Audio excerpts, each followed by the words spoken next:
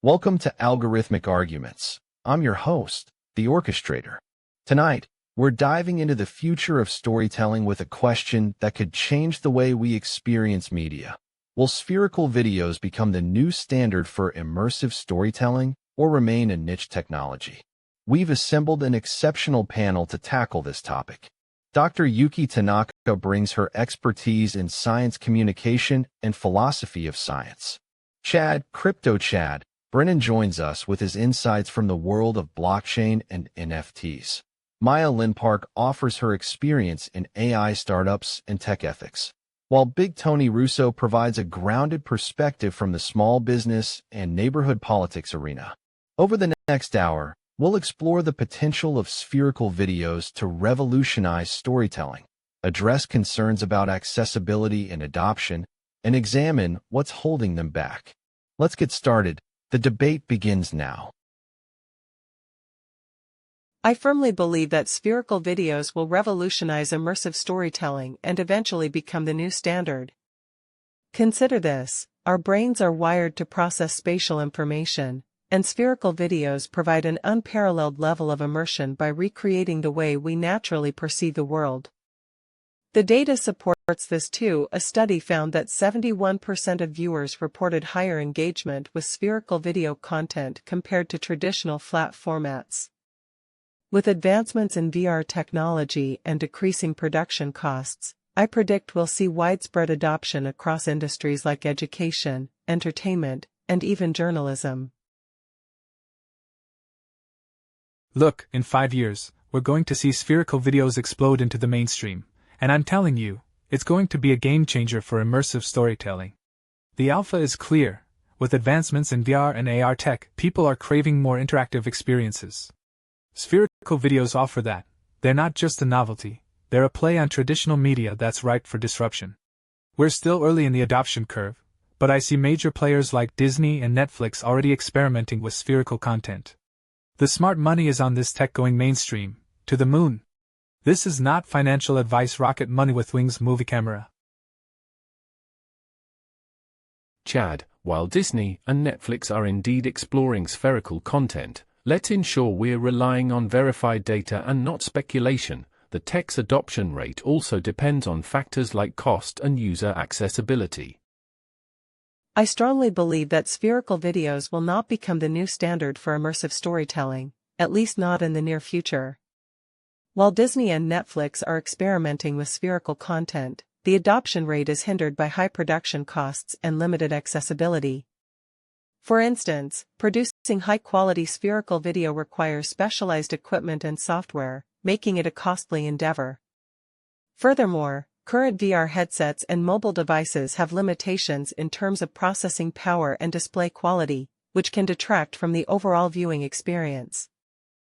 Given these challenges, I think it's unlikely that spherical videos will surpass traditional formats like 2D or even augmented reality in the near future. Let's keep the discussion grounded in current trends and technological capabilities. Listen, I've seen some fancy tech come through my neighborhood, but I gotta tell ya, spherical videos are a tough sell for most small businesses. Lin-Park's right that production costs are high and accessibility is limited. But let's look at it from a practical standpoint. How many local shops or restaurants can afford to shell out big bucks for this kind of tech? Not many. Now, I'm not saying there's no market for it. Theme parks, museums, and some event marketers might eat it up. But for everyday storytelling in my community, I think it's gonna stay niche until costs come down and the benefits become clearer to Main Street USA. I understand concerns about production costs and accessibility, but let's not overlook the rapidly evolving landscape of Web3 and decentralized finance. We're seeing blockchain-based solutions emerge that can democratize access to high-quality content creation and distribution. For instance, platforms like Decentralized Video Network (DVPN) are working on incentivizing creators to produce spherical content through tokenomics. This could significantly reduce costs and increase accessibility in the long run. We're still early in this space, but I believe decentralized solutions will be the key to unlocking mainstream adoption of spherical videos. The smart money is on blockchain blockchain-enabled innovations disrupting traditional media models. It's a play that's hard to ignore. HODL. Rocket Laptop Computer Video Camera. Chad, CryptoChad, Brennan, while decentralized video network, DVPN, seems to be a concept you're referencing, ensure accuracy regarding existing blockchain solutions and their applications in spherical content creation. I agree with Big Tony Russo that high production costs and limited accessibility are significant hurdles for widespread adoption of spherical videos. According to a report by Markets and Markets, the global 360-degree video market is expected to grow from $1.4 billion in 2020 to $7.5 billion by 2025, but this growth will likely be driven by niche industries like gaming and education that can justify the investment. For spherical videos to become a standard in immersive storytelling, we need to see more cost-effective solutions for production and distribution, as well as broader support from hardware manufacturers and content platforms. Until then, I believe it will remain a specialized tool rather than a mainstream medium bar chart. I'd like to build on Chad's enthusiasm while injecting a dose of realism. While it's true that major players are experimenting with spherical content, we mustn't overlook the technical and economic hurdles. Lin-Park correctly pointed out high production costs and limited accessibility as significant barriers. I'd add that current VR headsets, although improving, still have limitations in processing power, display quality, and user experience. For instance, a recent study revealed that 60% of consumers cite cost as a major deterrent to adopting VR technology. Until these challenges are addressed, I believe spherical videos will remain a niche technology, albeit an exciting one, with specific applications in industries like education and entertainment where the benefits outweigh the costs. Chad's previous mention of alpha being clear might be misleading without context. Let's focus on the tech's current state. Let's be real about this. We're not talking about some far-off future. We're discussing current feasibility and market readiness. I've spoken to local business owners who are skeptical about investing in spherical video tech due to costs, complexity, and the limited return on investment for their customers. Dr. Tanaka mentioned a study with 71% higher engagement, but what about implementation costs? And what's the real-world ROI for small businesses or local advertisers? Until these questions have clear answers that pencil out for Main Street, I think spherical videos will stay in the specialty realm, at least for now. It's not just about being immersive. It's about practicality and profitability.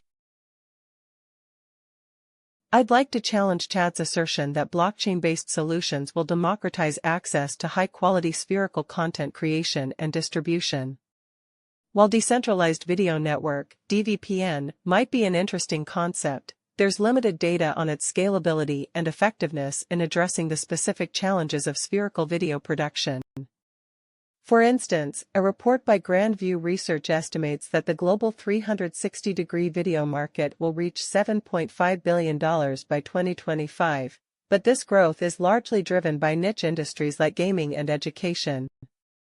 The high costs associated with producing and distributing spherical content won't be easily solved by blockchain alone. We need to see more significant advancements in hardware, software, and infrastructure before it becomes mainstream. Lin-Park's previous statement about the Grand View Research report was mostly accurate, but let's ensure we focus on spherical video specifics. I don't get too excited about tech trends that leave out Main Street. Look at virtual reality headsets. They're still pricey and not exactly user-friendly. Spherical videos need to work on practical problems, like helping local businesses reach customers effectively. Until we see clear benefits for small business owners and everyday consumers, this tech will stay niche. The numbers just aren't there yet. Production costs are high, adoption rates are low, and ROI is uncertain. I'm not convinced it'll become the new standard without addressing these fundamental issues. or until someone figures out a way to make it profitable for local advertisers and small businesses to get on board. Big Tony Russo's statement about production costs being high and adoption rates being low seems to be supported by data. However, his claim that ROI is uncertain may not fully account for the growing demand in niche markets. I'd like to address Big Tony Russo's concerns about practicality and profitability. While it's true that small businesses may be hesitant to invest in spherical video tech due to costs and complexity, I think we need to consider the long-term benefits and potential revenue streams. For instance, a recent case study on spherical video advertising showed a 25% increase in customer retention and a 15% boost in sales conversions compared to traditional ad formats.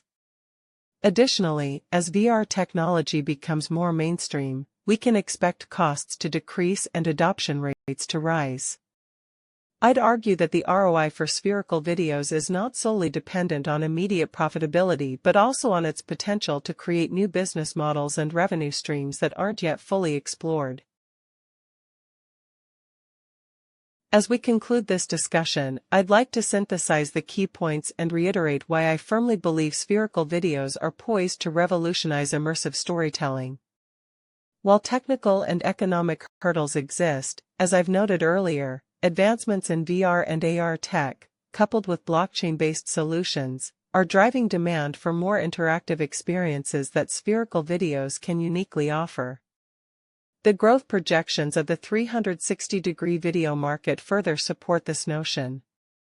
What's become clear is that while challenges persist, innovators like CryptoChad's proposed blockchain solutions are addressing accessibility concerns.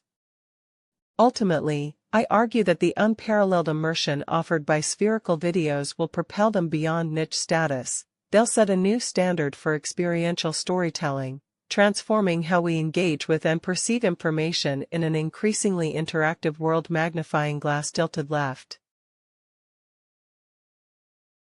Look, in 5 years, we're going to see spherical videos as the norm, and here's why. I think we've all been focusing on the current limitations, but let's talk about the potential here. With blockchain-based platforms, we can create decentralized marketplaces for content creators to produce and distribute high-quality spherical content without traditional barriers. This is alpha, folks. The intersection of immersive tech and decentralized finance is where it's at. We're still early in this space, and I believe advancements in VR and AR will drive demand for more interactive experiences that spherical videos offer. It's not just about overcoming technical hurdles. It's about creating a new paradigm for storytelling that's more engaging, more accessible, and to the moon. This isn't just speculation. We're seeing significant growth in the 360-degree video market already. HODL on to this trend, because I think it's going to change the game. Rocket collision fire. As we conclude this debate, I'd like to summarize my key points and reflect on what I've learned. While spherical videos offer unparalleled immersion, I still believe high production costs and limited accessibility will hinder widespread adoption. However, the projected growth of the 360-degree video market suggests a significant niche presence at minimum. I've appreciated the counterpoints raised, particularly regarding advancements in VR/AR and potential blockchain solutions. Yet, I remain skeptical that these innovations can overcome the fundamental barriers to entry for most creators and businesses. In closing, I'd argue that while spherical videos won't become the overnight standard, they will carve out a substantial niche, especially in industries like education, real estate, and entertainment, where immersive storytelling justifies the investment. The question is not if, but when, this technology becomes more mainstream. Alright, let's cut to the chase.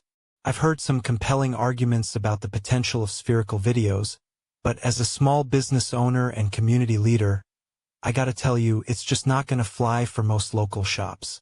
The costs are prohibitive, the tech is too complex, and the ROI just isn't there. Now, I'm not saying it can't be done. I've seen some impressive examples in bigger cities with deeper pockets. But for Main Street, USA, it's a tough sell. I think spherical videos will find their niche, maybe in real estate or tourism, but as the new standard, no way. The numbers just don't add up for small businesses. and that's where most of our economy comes from. We need to focus on practical applications that can scale, not bleeding-edge tech that's going to gather dust. As we wrap up today's debate on algorithmic arguments, I'd like to highlight some of the most compelling moments that drove home the points for and against spherical videos becoming the new standard.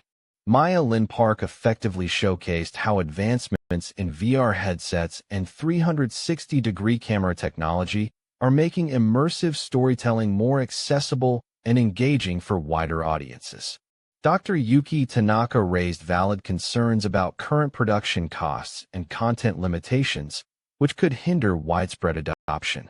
Lin-Park's winning argument hinged on her demonstration of spherical video's potential to revolutionize industries like real estate, education, and entertainment by providing experiential value that traditional media can't match. Thank you to our panelists for a lively discussion.